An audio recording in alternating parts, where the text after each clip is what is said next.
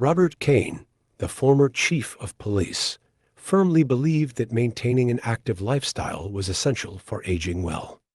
Every morning, he took a brisk walk through the peaceful streets of Maplewood, a small, picturesque town known for its close-knit community and charming atmosphere. On a particular Wednesday morning, Robert's routine was interrupted. As he passed the corner cafe near a narrow pathway, a faint cry reached his ears. Concerned, he stopped and turned to see an elderly woman, struggling with two young men. One was snatching her handbag while the other attempted to pull off a necklace from her neck. "Hey, leave her alone," Robert called out, his voice firm and commanding. The two men froze for a moment, startled by his presence. After a brief hesitation, they dropped the items and bolted down the alley. Robert considered chasing them, but quickly decided against it, knowing he wasn't as quick as he used to be. Instead, he turned his attention to the woman. She was visibly shaken, clutching the torn strap of her handbag. "Thank you," she said, her voice trembling. They took everything." Robert placed a reassuring hand on her shoulder. "It's all right, ma'am. Are you hurt?" Before she could respond, a police car sped toward them, its siren cutting through the morning stillness. Robert waved to flag them down, relieved to see help arriving. The car came to an abrupt stop, and Officer James Barrett stepped out, his hand resting on his holstered weapon. His eyes scanned the scene, locking onto Robert. "Step away from her," Barrett ordered, his tone sharp. Robert frowned, confused. "Officer, I was helping her. She was being attacked. I said step away." Barrett interrupted, advancing with a tense posture. The elderly woman tried to intervene. "No, officer, you don't understand. He saved me." Barrett silenced her with a dismissive wave. "Ma'am, stay back. I'll handle this," raising his hands to show he meant no harm, Robert said. Calmly, "There's been a misunderstanding, officer. I chased off the attackers." Barrett wasn't convinced. "Hands where I can see them." Frustration flickered across Robert's face, but he complied, keeping his tone measured. "You're making a mistake, officer." Barrett's grip tightened on his holster. "The only mistake here is you thinking you can fool me." A small crowd began to gather, murmurs of confusion rippling through the onlookers. Some pulled out their phones, recording the escalating scene. One voice called out, "Let him explain." But Barrett remained focused on Robert.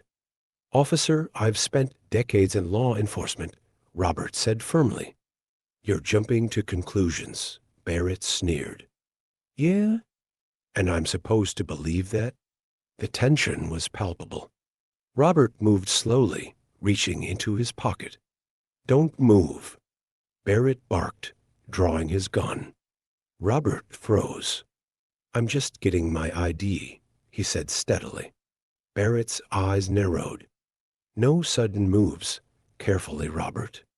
Pulled out his badge and held it up, the gold emblem gleaming in the sunlight. "Take a good look, officer," he said, his voice unwavering. Barrett hesitated, his eyes darting between Robert's face and the badge. The words engraved on it caught his attention. "City of Maplewood, Chief of Police Rat. My name is Robert Cain," he said. Former Chief of Police. Barrett's grip on his weapon faltered. He lowered the gun, his face pale. "Sir, I didn't know. You didn't know because you didn't ask," Robert replied, his tone firm but calm. "You made assumptions, and those assumptions could have cost someone their life." The crowd murmured in agreement. Someone muttered, "The cop's in trouble now." The elderly woman stepped forward again, emboldened. "He's telling the truth," she said. "He saved me." "Those men ran when he stepped in," Barrett stammered. It was a mistake. I didn't mean any harm." Pointing a gun at an innocent man isn't just a mistake, Robert said, his voice steady. It's a breach of trust. Additional officers arrived, responding to calls from the growing crowd. Sergeant Linda Parker stepped out of her vehicle, surveying the scene with a critical eye. "What's going on here?"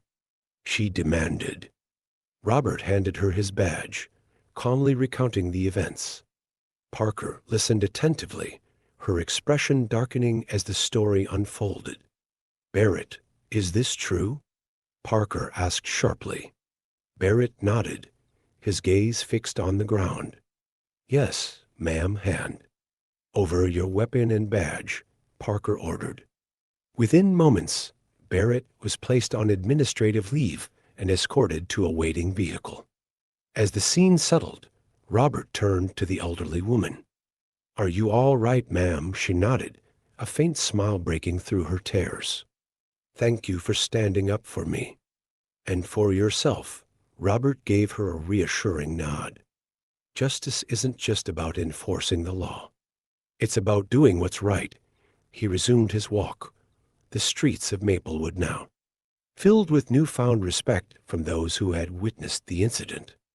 As the crowd began to disperse, a young woman named Elena, who had been recording the scene, approached Robert. She was a journalist for the local newspaper, the Maplewood Gazette. "Mr. Cain, can I have a moment?" Elena asked, her notepad and phone in hand. Her voice was steady, but her eyes revealed curiosity and admiration. Robert glanced at her, slightly weary but willing to oblige. "Sure, what can I do for you?" "I recorded the whole incident. Your composure and actions were remarkable. I'd like to write a story about what happened here today," Elena said earnestly. "I think people need to hear about this." Robert hesitated. "I don't do this for attention, miss." "Elena Torres," she supplied. "And I understand. But this isn't just about you. It's about the community learning from moments like this about courage, integrity, and accountability." Robert considered her words before nodding. "All right. But focus on the message, not me." Elena smiled, already jotting down notes. "Of course. Thank you, Mr. Cain. I'll make sure the story does justice to what happened here." As Elena walked away, Robert resumed his walk home, feeling a renewed sense of purpose.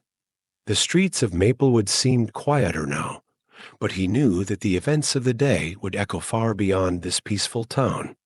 If you did, don't hesitate to like the video and share it with your friends. To subscribe to our channel and turn on the notification bell for more fascinating stories. Have a nice day.